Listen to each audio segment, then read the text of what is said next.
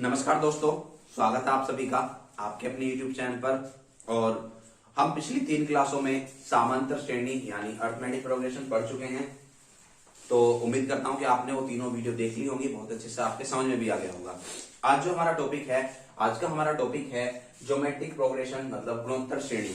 ठीक है, अब सबसे पहले हम देखेंगे कि गुणोत्तर श्रेणी होती क्या है, इसकी स्टैंडर्ड फॉर्म क्या होती है। ठीक है, तो स्टार्ट करते हैं बिना कोई देरी करे हुए।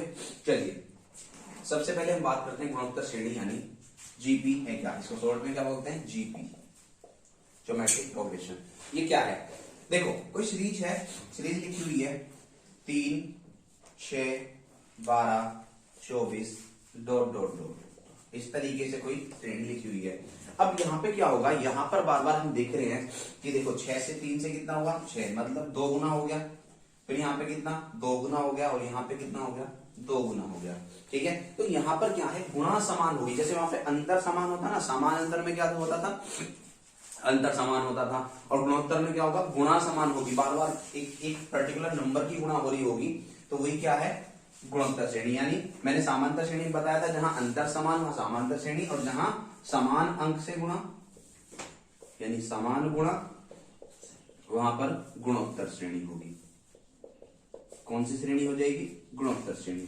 ठीक है, तो यहाँ पे चीजों को समझना शुरू करते हैं। सबसे पहले होता क्या है कि ये जो पहला पद है इसको हम ए ही बोलते हैं, जैसे वहां पर बोलते थे ए। ठीक है, उसके बाद ये जो गुणा होती है, गुणा, इसको हम बोलते हैं आर। आर मतलब ये तो हो गया फर्स्ट टर्म पहला पद। ठीक है, उसके बाद आता है आर। आर जो होता है वो हमारा होता है, उसको हम बोलते हैं कॉमन रेशियो। ठीक है, कॉमन रेशो। इस कॉमन रेशो को हिंदी में बोलते हैं हम सार्वनुपात। ठीक है, इसको हम क्या बोलते हैं, सार्वनुपात। ठीक है, और सार्वनुपात निकालने का तरीका क्या होता है, दूसरा पद, जैसे वहां पर होता था क्या, सार्वंतर निकालने का फॉर्मूला क्या होता था, दूसरा पद माइनस पहला पद। लेकिन यहां पर क्या होता है, दूसरा पद अपॉन पहला पद। ठीक है, तो यहां पर हम देखते हैं ए, अगर फर्स्ट टर्म की बात करें पहले पद की, तो पहला पद क्या है, 3 है। और अगर हम बात करें सार्वनुपात की, तो क्या हो जाएगा, दूसरा पद क्या है, 6, और पहला पद क्या है, 3। तो 6 को 3 से भाग करेंगे तो कितना आ जाएगा, 8, यानी सार्वनुपात 2 आ जाएगा।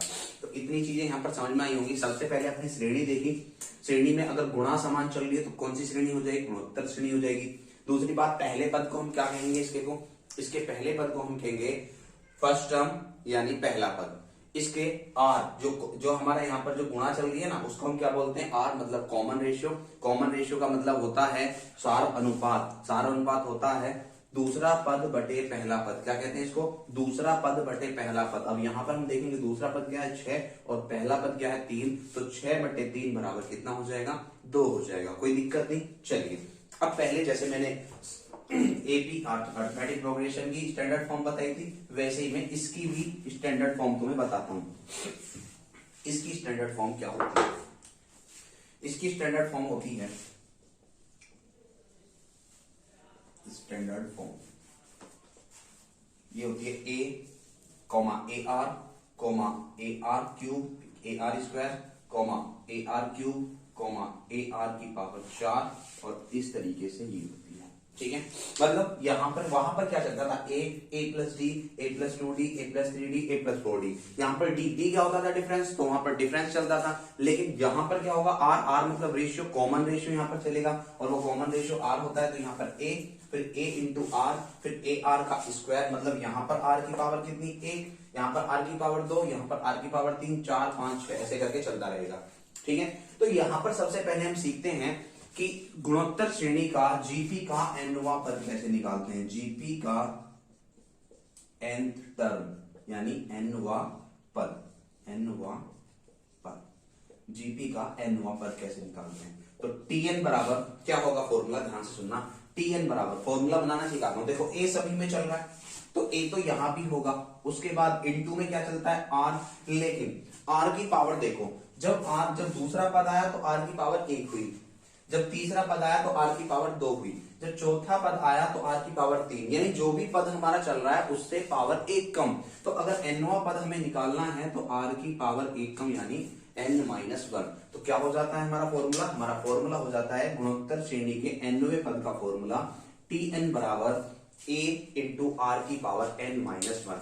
ये होता है। किसी को कोई दिक्कत यहां तक? तो ये होता है nth टर्म मतलब nवां पद, जीपी का nवां पद, Tn बराबर a इंटू आर की पावर n-1। किसी को कोई दिक्कत नहीं है? चलिए अब चलते हैं, पहला एग्जाम्पल लेते हैं यहां से हम।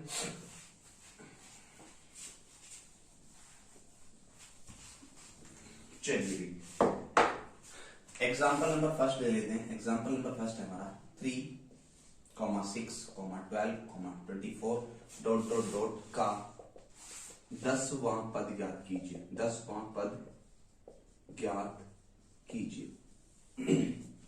तो कैसे निकालेंगे 10वां पद? वही चीजें मैं तुम्हें समझाने जा रहा हूं। सबसे पहले देखेंगे गुणोत्तर श्रेणी है, 2 2 की गुणा चल रही है, ठीक है।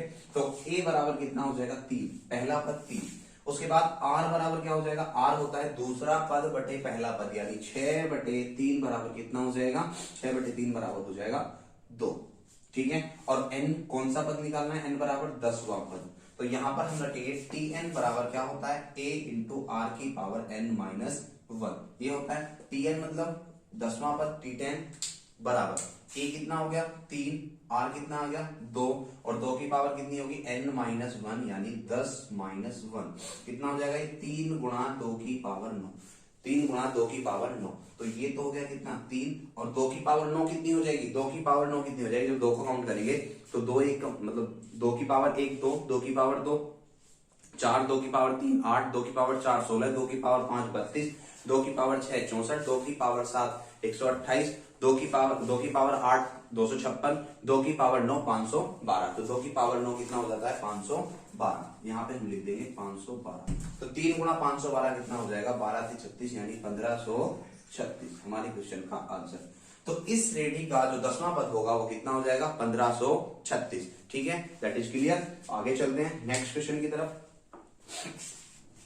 एग्जाम्पल 2 ले लेता हूं, दूसरा एग्जाम्पल।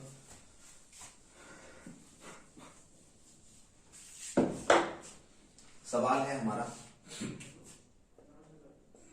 5, 15, 45, 135 डॉट डॉट डॉट का 15वां पद ज्ञात कीजिए। चलिए जरा सुनते हैं। सवाल में क्या रखा है? एग्जाम्पल नंबर 2 है हमारा ये कि 5, 15, 45, 135 का कौन सा पद बताना है? 15वां पद बताना है। अब सॉल्व करेंगे हम कि a बराबर क्या हुआ? a बराबर हुआ हमारा 5, ठीक है। r बराबर क्या हुआ? r होता है दूसरा पद अपॉन पहला पद, यानी 15/5। दूसरा पद क्या है? 15, और पहला पद क्या है? 5। तो 15/5 यानी कितना हो जाएगा? 3। और n क्या है हमारा? 15। n क्या है भैया? हमारा 15 है, ठीक है। 15वां पद निकालना है तो n 15 है।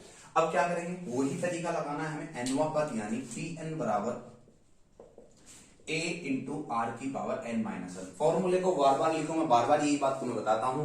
फॉर्मूले को बार बार लिखो, बार बार याद करोगे, ठीक है। तो ये हो जाएगा T15, 15वां पद निकालना है। a है 5, r है कितना? 3, और 3 की पावर कितनी होगी? 15 माइनस 1। तो ये हो जाएगा 5 गुणा 3 की पावर 14, ठीक है। और देखो अब यहाँ पर 3 की पावर 14 को सोल्व करना थोड़ा सा मुश्किल है, तो इसको हम सोल्व नहीं करेंगे। इसका हम डायरेक्ट आंसर इस तरीके से दे देंगे, और एग्जाम में भी डायरेक्ट आंसर ऑप्शन में ऐसे ही रखा हुआ आता है, तो इसको ज्यादा सोल्व करने की जरूरत नहीं है। हम सीधा आंसर बता देंगे 5 गुणा 3 की पावर 14, ठीक है। तो समझ में आ गया? नेक्स्ट क्वेश्चन की तरफ चलते हैं। Question number 3।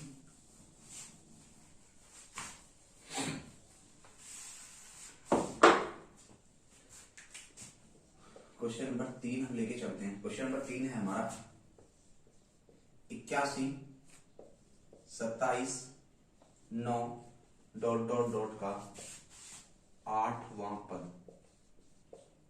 ज्ञात करो।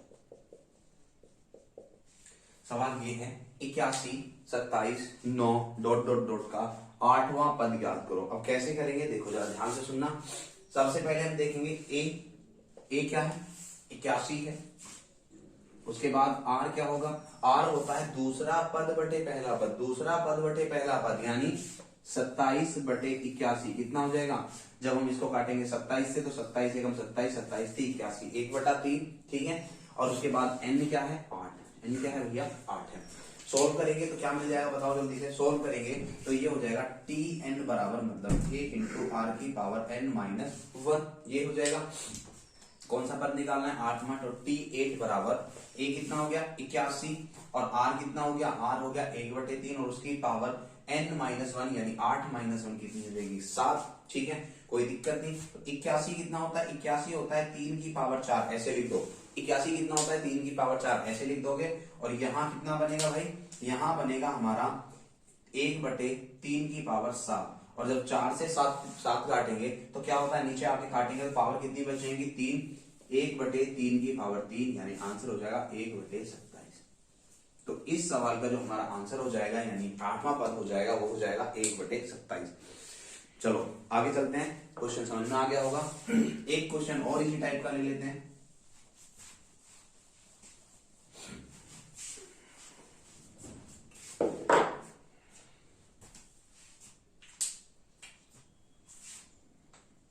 सवाल ले लेते हैं हम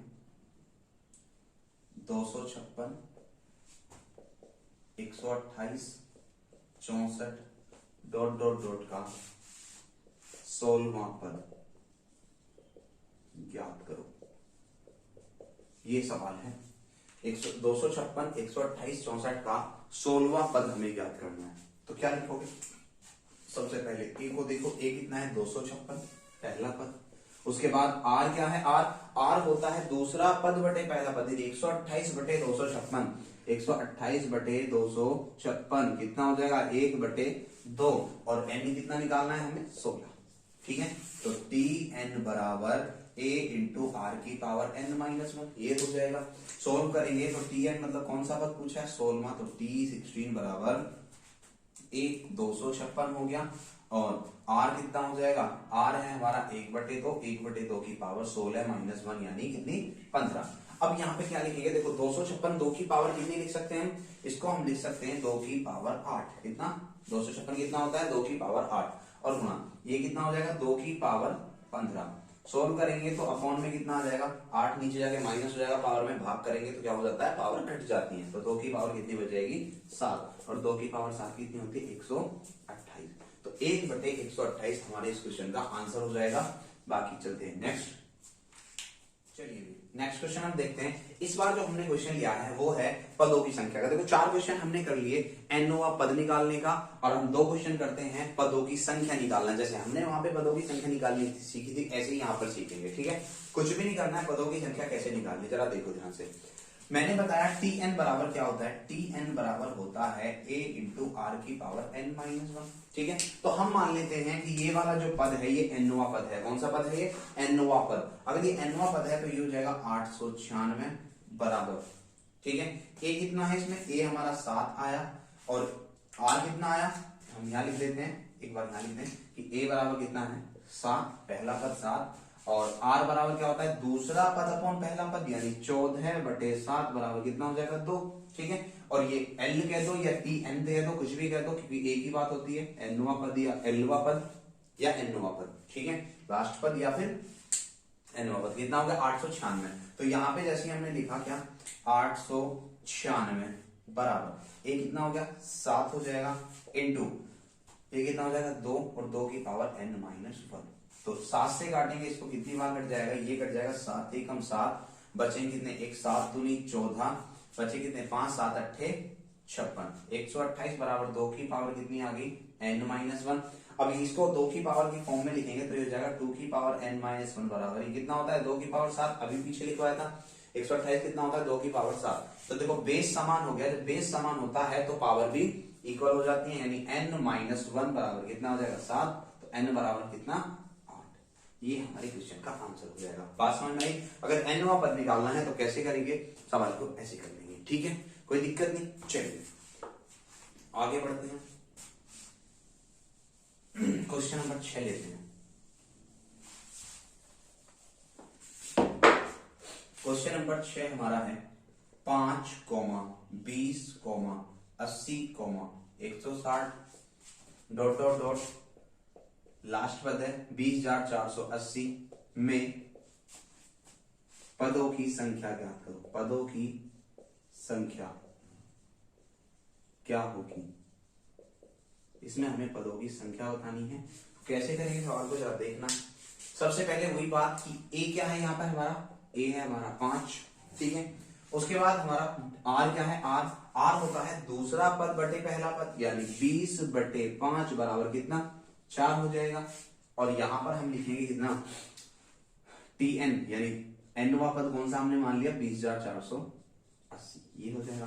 तो ये क्या हो जाएगा मतलब tn बराबर, मैंने बताया tn बराबर a इंटू आर की पावर n-1, ठीक है। तो tn nवा पद कौन सा ले लिया हमने 20,480, 20,480 बराबर a क्या आ गया 5 और r क्या आ गया 4 की पावर n-1। इस तरीके से लिख देंगे।